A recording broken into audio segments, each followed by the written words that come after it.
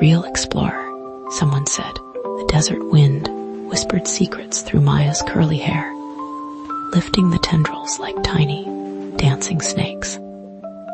She stood at the foot of the Great Pyramid of Giza, her dusty explorer's cap perched jauntily on her head.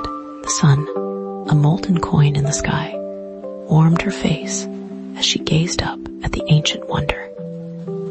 It was even bigger than she'd imagined, a colossal mountain of stone that had stood for thousands of years.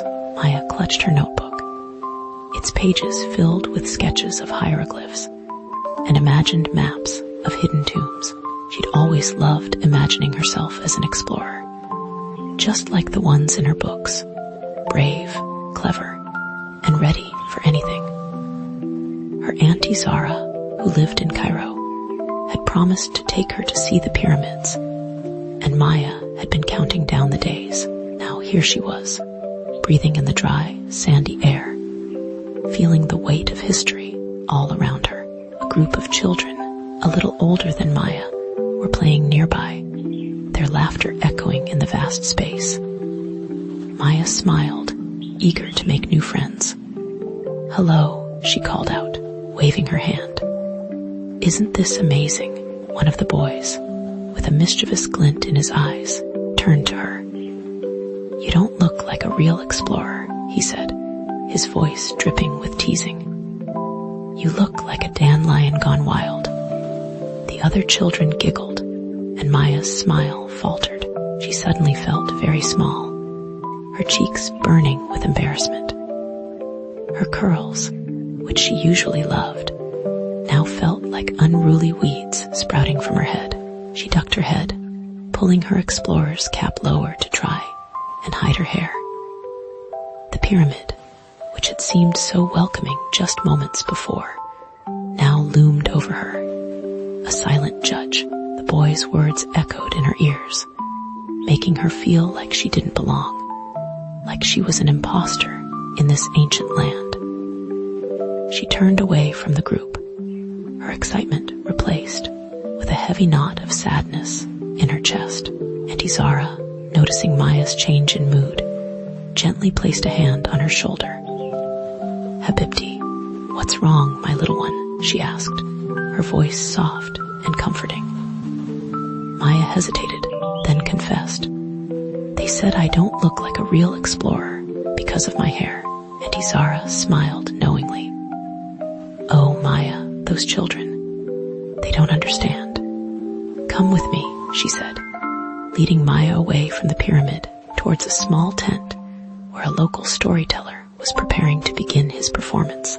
The storyteller, an old man with kind eyes and a long white beard, sat on a colorful rug, surrounded by cushions. He wore a traditional galabia and held a small oud, a pear-shaped stringed instrument. As they settled down, Auntie Zara whispered, "Listen to his stories, Maya. They are filled with wisdom." The storyteller began to play a soft, melodic tune on his oud, his voice weaving a tale of ancient Egypt, of pharaohs and gods, of brave queens and clever scribes. He spoke of the goddess Hathor, with her beautiful crown of cow horns, and of Isis, the powerful protector, who could bring her husband back to life. He told stories of the desert, of shimmering mirages and hidden oases, of the creatures that roamed the sands under the watchful eyes of the stars. As Maya listened, she was transported back in time, imagining the bustling life of ancient Egypt. She saw the pharaohs riding in their chariots, the priests performing sacred rituals, and the artists painting vibrant scenes on the walls of the tombs. She was especially captivated by the stories of the powerful queens, women who ruled with strength and wisdom, their beauty celebrated in every carving and painting. The storyteller then began a new tale, one about a princess with hair like spun gold. He described how her hair shimmered in the sunlight, how it flowed like a river, how it was admired by all. But the princess was vain and proud, always worried about her appearance. One day, a sandstorm swept through the land, leaving the princess's hair tangled and filled with sand. She cried, convinced that she was no longer beautiful. An old woman, wise and kind, approached the princess. She told her that true beauty came from within, from the strength of her spirit and the kindness of her heart. The princess realized that the old woman was right. She stopped worrying about her appearance and began to focus on helping her people. She ruled with compassion and justice, and her name became a legend throughout the land. The storyteller finished his tale with a flourish of his oud, and the audience erupted in applause. Maya sat quietly, her mind still filled with the images and stories she had heard. She thought about the princess with the golden hair and the wise old woman, and about all the strong and beautiful women of ancient Egypt. And Izara squeezed her hand. "Did you enjoy the stories, Habibti?" she asked. Maya nodded, her eyes shining. "Yes, Auntie, they were wonderful," Auntie Zara smiled. "Each of us has our own kind of beauty, Maya. It's what makes us special." Maya looked out at the desert landscape, the endless expanse of sand stretching towards the horizon. She thought about the pyramids, standing tall and proud against the sky, each one unique and magnificent. She realized that just like the pyramids, she too was unique, with her own special qualities. And her curly hair, which she had once felt ashamed of, was now a part of what made her her. She stood up straighter, her shoulders back, and took a deep breath of the desert air.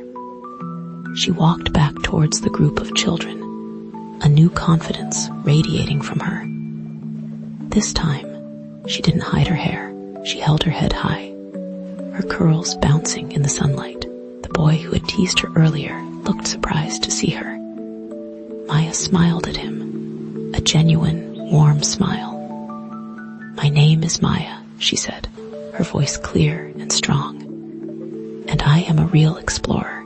My hair just helps me find the best adventures."